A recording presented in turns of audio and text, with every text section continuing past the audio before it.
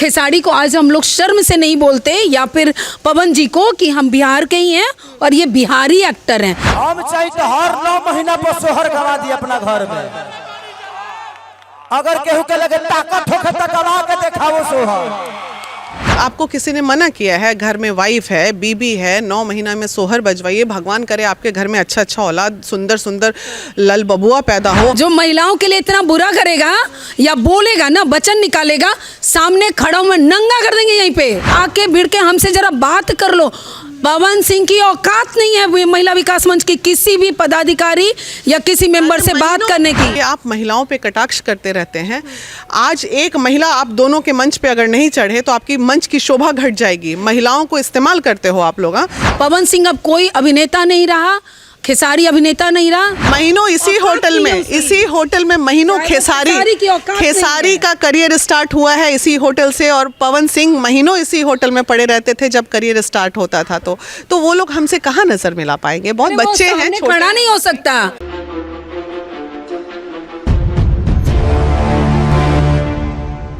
Bhojpuri industry की बात करें तो भोजपुरी इंडस्ट्री में लगातार विवाद होता रहता है। कोई किसी को कुछ कह देता है तो कोई किसी को कुछ कह देता है, और इस हद तक कह देता है कि बेशर्मी की सारी हदें पार हो जाती है। हम बात कर रहे हैं पवन और खेसारी की। खेसारी ने उनको बूढ़ा कहा और पवन ने सोहर बजवा दिया। अब खेसारी ने उनको ताकत और पावर जताने के लिए क्या कुछ कहा है वो सभी जानते हैं। पवन खेसारी आपस में क्या करते हैं ये दोनों का आपसी मैटर है। बस चूंकि दोनों ही बुद्धिजीवी हैं और दोनों ही आज के डेट में जनता ने उन्हें जनप्रतिनिधि, उन्हें आइडियल माना है। मंच पे आप अपनी बातों को कहते हैं, आपकी बात को आजकल के युवा अपने अंदर उतारते हैं, तो आप ऐसा छिछोरा बात क्यों करते हैं जो हमारे युवा खराब हों आज के? आप इस तरह की बातें क्यों करते हैं कि हमारे युवा पे बुरा असर पड़े?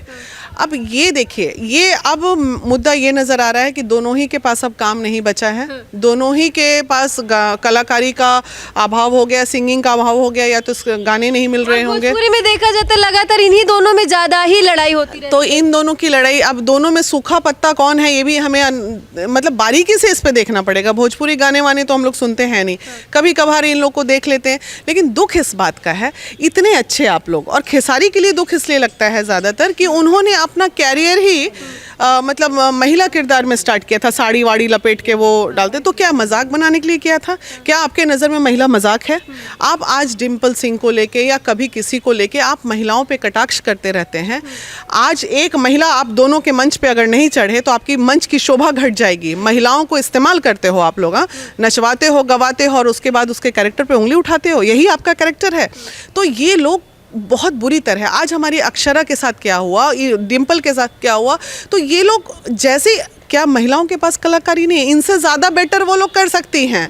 ये लोग के पास कुछ भी नहीं है, और वो लोग जब मंच पे उतर जाएंगी तो ये लोग फीके पड़ जाते हैं। लोग को एक्टिंग के लिए इतना अच्छा माना जाता है, लोग पसंद भी करते हैं। भरे स्टेज पे वो कहते हैं कि हम तो 9 महीने में ही सोहर बजवा देंगे अपने घर पे, देह में क्षमता। बनवाइए ना भाई, आपको किसी ने मना किया है? घर में वाइफ है, बीबी है, 9 महीना में सोहर बजवाइए, भगवान करे आपके घर में अच्छा अच्छा औलाद, सुंदर सुंदर लल बबुआ पैदा हो, हम लोग भी सोहर गाएंगे आपके साथ। तो किसने मना किया है? बज सकता है, क्यों नहीं बज सकता है? अरे भाई, उनकी अपनी निजी जीवन है, अब उनका मन है कि हम 9 महीना में सोहर बजवाएंगे, तो हम उस पर रोक लगा दें? जिस तरीके से वो स्टेज पे कह रहे, क्या शोभा दे रहा है क्या? अब देखिए, जब निजी जिंदगी को रोड पे ला के लोग नंगा करने लगे तो समझ जाइए कि काम की कमी हो गई है, कलाकारी खत्म हो रही है। आज के डेट में ये लोग जिस तरह की हरकत कर रहे हैं, आज जो चारों तरफ मार हो जाता है, वो वहाँ गाना गाए तो राजपूत डंडा लाठी चला देते हैं, वहाँ जाए तो यादव चला देते हैं। इस बीच में उनके मंच के कार्यक्रम में किसी के साथ कोई मिसहैपनिंग हो जाए, किसी की मौत हो जाए, ये दोनों पे केस होना चाहिए। बचकाना हरकत कर रहे हो। अरे भाई, दोनों में कोई तो एक उम्र में बड़ा होगा थोड़ा, अगर वो बोल रहा है तो एक आदमी चुप हो जाए। तो मुद्दा यहाँ ये है ना, दोनों में कोई बुद्धिजीवी नहीं है, बच्चे की तरह लड़ाई लड़ रहे हैं मंच पे, अपने आप को तमाशा बना रहे हैं। इससे नहीं लगता कि भोजपुरी इंडस्ट्री का जो सब कुछ गिरा है? आप जो पूछ रही हो, मैं खुद बोल रही हूँ, अस्तर गिरा है। आप अपने आप को एक्टर बोल रहे हो, आप बोल रहे हो सेलिब्रिटी हैं, और आप क्या कर रहे हो? आप भोजपुरी को बदनाम कर रहे हो। जहाँ एक छोटी छोटी लड़कियाँ जो अस्तर को उठाने की कोशिश कर रही हैं, आप ये सोचो कि आपने लाख, आप बोलते हो मैंने भोजपुरी को अस्तर दिया है। क्या दिया है? अस्तर, अस्तरहीन बना दिया है। आप जो अस्तर था ना, जब हम लोग भी गाने सुना करते थे तो लगता था कि हाँ ठीक है अब कुछ होगा। अरुणिमा जी एक बात बोलूंगी, नहीं लगता है कि अगर ये दोनों कलाकार अपने गाने और एक्टिंग पे फोकस करते तो टॉप 10 देश के सिंगर और एक्टिंग में बिल्कुल। और खेसारी को आज हम लोग शर्म से नहीं बोलते, या फिर पवन जी को कि हम बिहार के ही हैं और ये बिहारी एक्टर हैं। क्यों? एक्टर तो एक्टर है। क्यों मनोज बाजपेयी की तरह आप नहीं सुने जाते? क्यों आप, हम कल देख रहे थे, हमें लगता था कि कितना गर्व होता है। यहाँ एक्टिंग का जो मिसाल बोलते ना, नसरुद्दीन शाह, यहाँ मनोज बाजपेयी हमारे यहाँ के हैं।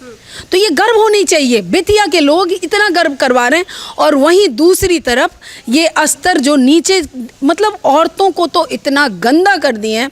ये बिहारी होने पे हमें शर्म की भावना से देखने पे मजबूर करते हैं। ये दोनों उसके ब्रांड एम्बेसडर होंगे। अगर आप कहेंगे ना कि बिहारी को गाली क्यों पड़ती है, तो उसके ब्रांड, दोनों कलाकार को आप क्या बोलेंगे? हम दोनों को बोलेंगे कि गंदगी के ब्रांड एम्बेसडर बना देना चाहिए।